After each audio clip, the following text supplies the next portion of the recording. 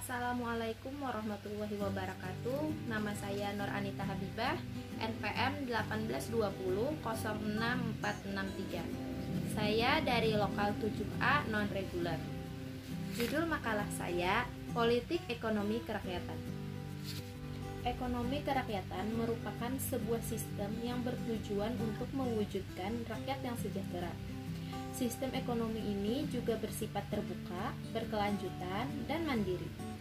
Dimaksud terbuka karena melalui sistem ini harus dapat dipastikan bahwa seluruh masyarakat dapat menjalankan usaha dan memiliki akses terhadap sumber daya yang tersedia. Berkelanjutan artinya kegiatan ekonomi yang dilakukan masyarakat dapat terus berlangsung tanpa mengorbankan masa depan dan masyarakat luas.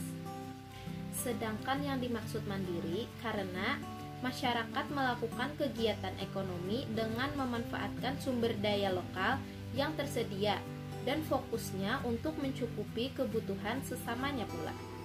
Tujuan ekonomi kerakyatan memiliki 4 poin, diantaranya yang pertama, membangun negara yang berdaulat secara politik dan ekonomi. Yang kedua, mendorong pertumbuhan ekonomi negara. Yang ketiga, menaikkan pendapatan masyarakat secara merata. Dan yang keempat, membebaskan masyarakat dari oligarki kelompok elit pemegang modal. Ciri-ciri ekonomi kerakyatan yang pertama, sumber daya alam penting yang mencakup hajat hidup orang banyak dikuasai oleh pemerintah. Yang kedua, memerhatikan kemakmuran rakyat dengan meningkatkan kualitas hidup. Yang ketiga, peluang usaha yang sama besar dalam memperoleh pekerjaan ataupun pembukaan usaha. Dan yang keempat, tidak adanya oligarki atau penguasaan sumber daya alam oleh kelompok elit.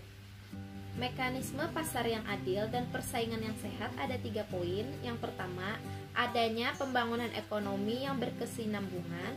Yang kedua, adanya perlindungan hak konsumen.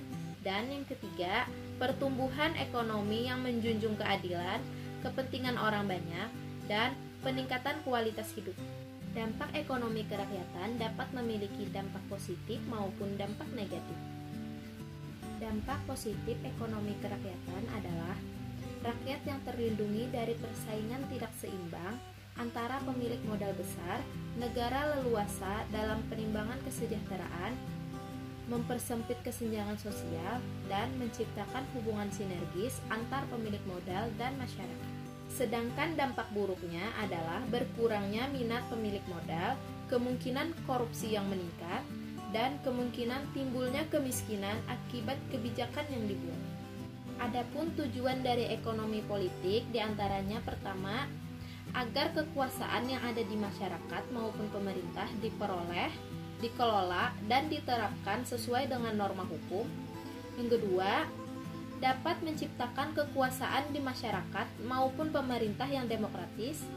Yang ketiga, dapat membantu keselenggaraannya kekuasaan, pemerintah dan masyarakat yang mengacu pada prinsip Negara Kesatuan Republik Indonesia.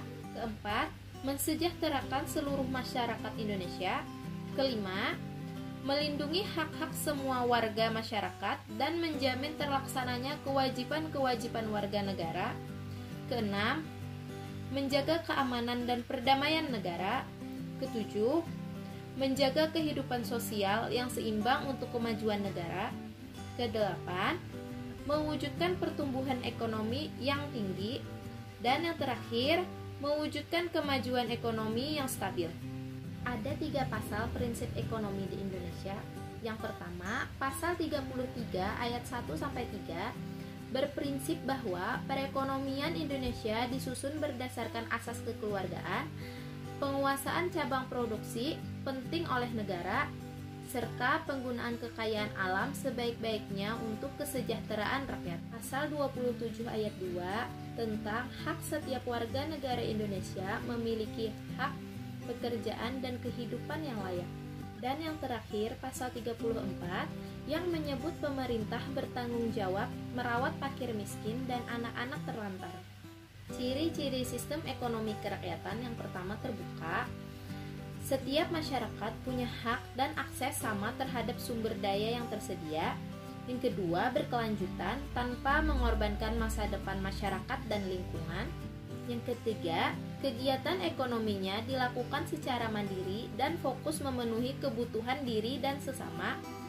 Yang keempat, mekanisme pasar keadilan dengan persaingan sehat. Yang kelima, memprioritaskan kualitas hidup, kepentingan sosial, nilai-nilai keadilan, dan pertumbuhan ekonomi. Keenam, pembangunan dilakukan berkelanjutan tanpa merusak lingkungan. Ketujuh, masyarakat punya kesempatan sama untuk bekerja demi kesejahteraannya.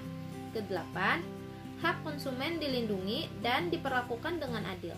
Faktor pendorong ekonomi kerakyatan di Indonesia: yang pertama, tingkat pengetahuan dan keterampilan masyarakat. Yang kedua, partisipasi aktif pemegang modal. Yang ketiga, kolaborasi antar pengusaha, utamanya UKM.